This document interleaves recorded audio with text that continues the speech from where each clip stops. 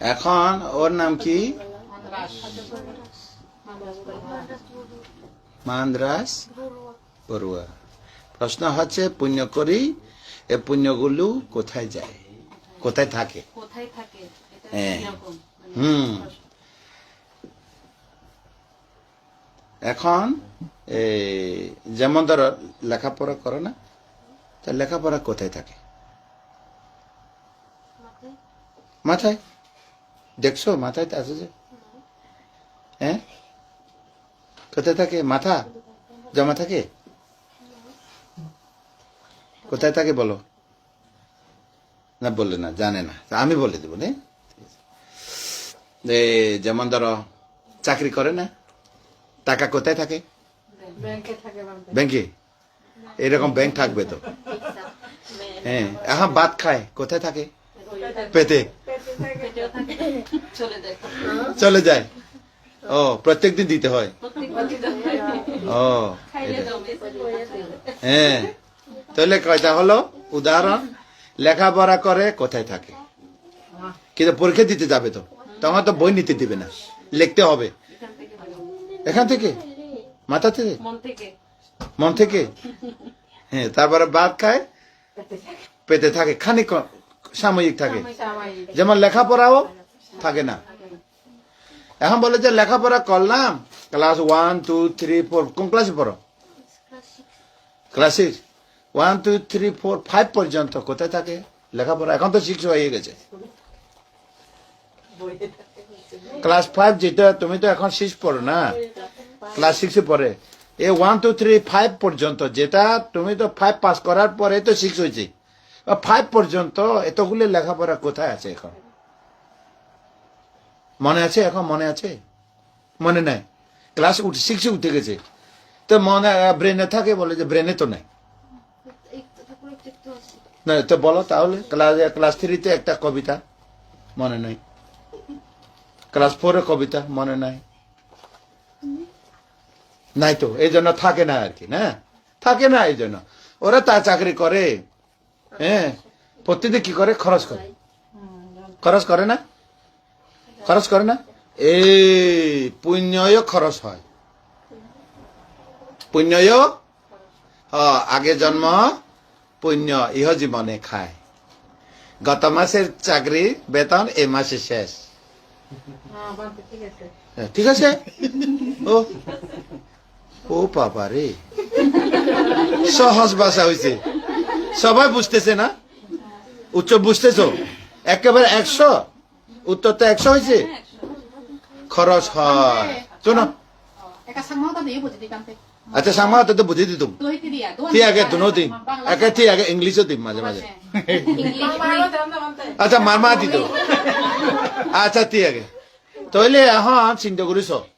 হ্যাঁ, লেখাপড়া গজিয়ে ক্লাস 6 উঠতে, 1 2 3 4 5 পর্যন্ত, 5 গজিয়ে 6 উঠতে গই, 5 পর্যন্ত কোনো লেখাপড়া নাই, মুখ ভুলে গেছে, খরচ হয়ে গেছে।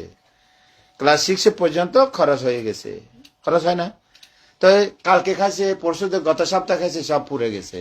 চাকরি করে বেতন সব দোকানে শেষ, খেয়ে ফেলছে। হ্যাঁ, ঠিক না? তো পুণ্যও মানে আগের জন্ম যেটা জমা করছে ইহ জীবনে খাচ্ছে। তা ইহ জীবনে অনেক পুণ্য করছে, এটাও খরচ হচ্ছে। ঠিক না? তো এটা তোমার এই জীবনটা পুণ্য জীবন। বলো সবাই, আমাদের জীবনটা পুণ্যময় জীবন। আর যদি কেউ পাপ করে তাহলে জেলখানা যাবে। বলো, কেউ পাপ করলে পুলিশে এসে ধরে নিয়ে গিয়ে জেল খাবে। খাবে না? তখন কি খায়? পাপ খায়। কি খায়? এখন তোমরা কি খাও? পুণ্য খায়। ঠিক না? উত্তর মিলছে? উত্তর মিলছে? তার মানে খরচ হয়, সবগুলো খরচ হয়। বলো, দানাময়, শিলাময়, ভাবনাময়, পুণ্যও খরচ হয়। কিভাবে খরচ হয় একটু বলেন না বাঁধে, যদি বলি? ঠিক আছে, রাগ করবে না, পুণ্য খরচ হয়। বলো, রাগ করব না, হয় না?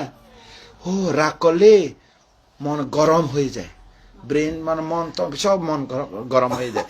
যখন লোভ করবে না, লোভ করলে চুরি করে, রাগ করলে মারামারি করে, ঠিক না? মাতা পিতা কথা ধরতে হয়, নইলে অজ্ঞ হয়। বলো, লোভ করলে চুরি করে, পাপ হয়। রাগ করলে আঘাত করে, আঘাত পায়, মরে যেতে পারে। মাতা পিতা কথা না ধরলে, গুরুজনের কথা অবাধ্য হলে অজ্ঞ হয়। এ ফাঁকে পাপ ঢুকে। কি ঢুকে? যখন রাগ করবে, আমি আর এ বাড়িতে থাকবো না, মানে অনেক কিছু কাজ করে, নিজেকে ক্ষতি করে না, করে না? তখন পাপ উপস্থিত হয়। বলো, লোভ করলে, হিংসা করলে, অজ্ঞতা হলে পাপ মনের ভিতরে ঢুকে, ক্ষতি হবে না? পাপ মনের ভিতরে ঢুকলে ক্ষতি নব। আর মনের ভিতরে যখন পুণ্য ঢুকে, কি হয়? তখন আনন্দ হয়। বলো, মনের ভিতরে পাপ ঢুকলে, পাপ ঢুকলে কি হয়? ক্ষতি হয়। মনের ভিতরে পুণ্য ঢুকলে আনন্দ হয়। তোমরা আনন্দ চাও নাকি পাপ চাও? তাহলে মাতা পিতা কথা ধরবে, চুরি করবে না, হিংসা করবে না, ঝগড়া করবে না, গুরুজনের কথা, মাতা পিতার কথা, শিক্ষকের কথা আজ থেকে ধরবে। ঠিক আছে? এখন মার মাঝে কানা প্রভু